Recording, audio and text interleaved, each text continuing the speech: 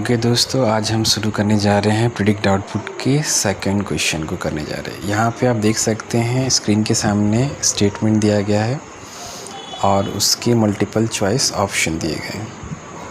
तो आइए शुरू करते हैं। यहाँ पे 4 स्टेटमेंट दिया गया है, आप देख सकते हैं। ये पहला स्टेटमेंट है, ये दूसरा स्टेटमेंट, ये तीसरा स्टेटमेंट और ये चौथा स्टेटमेंट। हमारा Python interpreter line by line each statement को रीड करेगा। तो जब पहला स्टेटमेंट को रीड करेगा तो एस नाम के आइडेंटिफायर में ये स्ट्रिंग को स्टोर कर लेगा। अब जब सेकंड स्टेटमेंट रीड करेगा, जो कि हमारा आई आइडेंटिफायर है, इसमें हम स्प्लिट फंक्शन को यूज़ कर रहे हैं। किसके साथ? एस के साथ। तो एस का जो वैल्यू है उसे वो स्प्लिट कर देगा अलग अलग वर्ड्स में। तो यहाँ वैल्यू आपका जो स्टोर होगा वो कुछ इस तरह से पाइथन को सेपरेट स्टोर ब्रेक डाउन कर देगा, फिर इसको सेपरेट ब्रेक डाउन कर देगा, फिर फन को सेपरेट ब्रेक डाउन कर देगा। और ये जो डेटा टाइप है आप देख सकते हैं किस फॉर्म में, लिस्ट के फॉर्म में। मतलब स्प्लिट फंक्शन हमेशा रिटर्न करता है डेटा लिस्ट के फॉर्म में। अब जब थर्ड स्टेटमेंट रीड करेगा तो हम देख सकते हैं जॉइन फंक्शन यूज़ कर रहे हैं और जॉइन के लिए जो सिंबल हम यूज़ कर रहे हैं वो अंडरस्कोर है। मतलब हर कैरेक्टर के साथ जो सिंबल ऐड होने वाला है वो है अंडरस्कोर। उससे पहले हम जॉइन के अंदर देखते हैं क्या क्या वैल्यू हम पास कर रहे हैं। तो यहाँ हम 3 पैरामीटर पास कर रहे हैं। पहला इंडेक्स I0, दूसरा इंडेक्स I1 और तीसरा इंडेक्स I2। तो जो हमारा लिस्ट एलिमेंट है, अगर इसका इंडेक्स पोजीशन दें तो ये 0 पे है, ये 1 पे है, ये 2 पे है।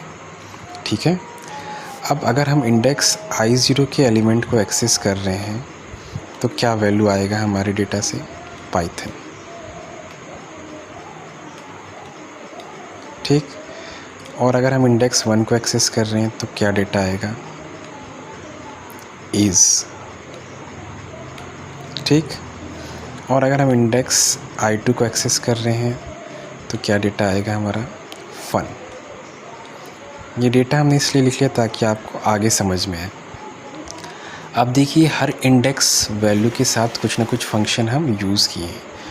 तो I0 के साथ जो फंक्शन हमने यूज़ किया वो क्या है? अपर फंक्शन। मतलब I0 के एलिमेंट को वो किस में कन्वर्ट कर देगा? कैपिटल लेटर में। तो यहाँ जो वैल्यू आपका आएगा वो आएगा कैपिटल फॉर्म में। सारे कैरेक्टर किस में कन्वर्ट हो जाएंगे? कैपिटल में। दूसरे में देखिए I1 के साथ कोई फंक्शन नहीं है तो ये एज इट इज़ सेम रहेगा। तीसरे में देखिए I2 के साथ कैपिटलाइज फंक्शन यूज़ किया। कैपिटलाइज का मतलब हर वर्ड के पहले कैरेक्टर को कैपिटल फॉर्म में कन्वर्ट कर देगा। तो यहाँ F कैपिटल हो जाएगा, बाकी स्मॉल लेटर।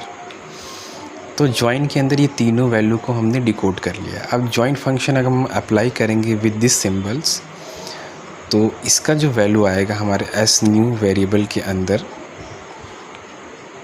वो क्या आएगा? पहला आपका इंडेक्स पोजीशन का वैल्यू जो कि हमारा पाइथन कैपिटल में है, तो हम पाइथन कैपिटल लिखेंगे। इसके बाद इसको जॉइन किससे कर रहे हैं? अंडरस्कोर से। तो अंडरस्कोर सॉरी।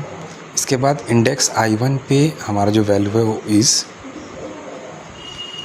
और इसको जॉइन करेंगे अंडरस्कोर से। तीसरा जो वैल्यू है हमारा वो है फन। तो इस तरह से आप देख सकते हैं कि जो वैल्यू हमारा आया है वो है कैपिटल में पाइथन, स्मॉल में इज़, और पहला कैरेक्टर कैपिटल और बाकी स्मॉल। तो दिए गए ऑप्शन से अगर हम कंपेयर करेंगे तो fourth option is the correct one. इस तरह से न्यूमेरिकल प्रॉब्लम को आप डिकोड करते जाइए। जितना प्रैक्टिस करेंगे उतनी आसानी से आप सीखते चले जाएंगे। आई होप आपको समझ में आया होगा। Have a nice day.